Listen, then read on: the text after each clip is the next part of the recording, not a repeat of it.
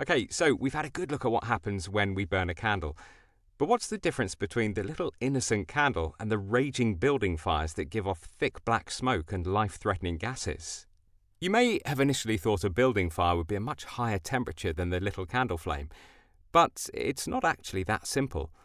You see, when we're comparing types of fire, it's much more useful to look at heat rather than temperature. The amount of heat given off by a fire is measured by its heat release rate. This measures the amount of energy given off per second when a fuel source burns, in units of watts.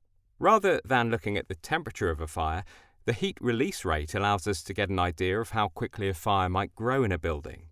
The more energy a fire has, the more likely it'll be able to ignite other objects in a room and spread throughout a building. For example, if we were to compare one candle against a 3-meter-high roaring bonfire, both would have a similar average temperature of around 1,100 degrees Celsius. However, their heat release rate would be very different.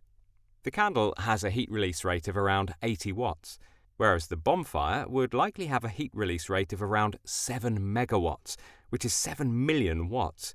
This is a much better way of comparing different fires, rather than just looking at their temperature. So there you go. You've now covered the basics of fire science. In your workbook, we're now going to explore each of these concepts in a lot more detail. See you there.